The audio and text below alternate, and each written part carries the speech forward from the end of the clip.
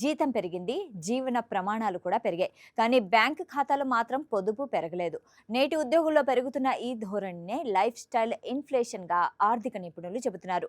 ఆదాయం పెరిగిన ప్రతిసారి ఖర్చులు కూడా పెంచుకోవడం దీర్ఘకాలంలో సంపద సృష్టికి పెద్ద అడ్డంకిగా మారుతుంది. సాధారణ ద్రవ్యోల్బణం వల్ల అదే జీవన శైలిని కొనసాగించేందుకు ఎక్కువ ఖర్చు చేయాల్సొస్తుంది. లైఫ్ స్టైల్ ఇన్ఫ్లేషన్‌లో మాత్రం తన జీవన శైలినే ఖరీదైనదిగా మార్చుకుంటాం. నెలకు 50,000 ఖర్చు చేసే వ్యక్తికి 5 ఏళ్ల తర్వాత అదే జీవనశైలికి దాదాపు 67,000 అవసరం కావచ్చు. అదే సమయంలో పెద్ద ఇల్లు, ఖరీదైన కారు, విదేశీ పర్యటనలు, పెరిగిన విలాస ఖర్చులు చేరితే నెలవారీ వ్యయం 1,00,000 దాటే అవకాశం ఉంది. జీతం పెరిగితే ఆ మొత్తాన్ని పెట్టుబడుల వైపు మళ్లించడం కంటే కొత్త కారు, ఈఎంఐ, ఖరీదైన విహారయాత్రలు, సబ్స్క్రిప్షన్లకు ఖర్చు చేయడం చాలా మందిలో కనిపిస్తుంది. ఆదాయం పెరిగినా పొదుపు మాత్రం పెరగకపోతే సంపద పెరగదు. 30 లక్షల వార్షిక వేతనం ఉన్నా భవిష్యత్తుకు సరిపడా ఆర్థిక భద్రత ఉండకపోవచ్చని నిపుణులు హెచ్చరిస్తున్నారు.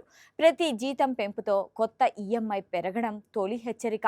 అద్దె, రుణ వాయిదాలు, సబ్స్క్రిప్షన్ల వంటి స్థిర ఖర్చులు పెరగడం రెండో సంకేతం. నెల చివర మిగిలితే పెట్టుబడి పెడదామనే ఆలోచన మూడో ప్రమాదం. అందుకే ఆదాయం పెరిగినప్పుడు ముందు పెట్టుబడులను పెంచాలని ఆర్థిక నిపుణులు సూచిస్తున్నారు.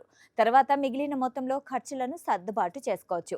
సంపన్నంగా కనిపించడం కంటే ఆర్థిక స్వేచ్ఛ సాధించడమే అసలైన విజయమని చెబుతున్నారు. సాక్షి టీవీ ప్రసారాలను నిలిపివేయటం చట్టరీత్యా నేరం. సాక్షి టీవీ ప్రసారాల కోసం మీ స్థానిక కేబుల్ ఆపరేటర్ను వెంటనే సంప్రదించండి. డిటిహెచ్లో, ఇంటర్నెట్లో కూడా సాక్షి టీవీ ప్రసారాలను వీక్షించవచ్చు.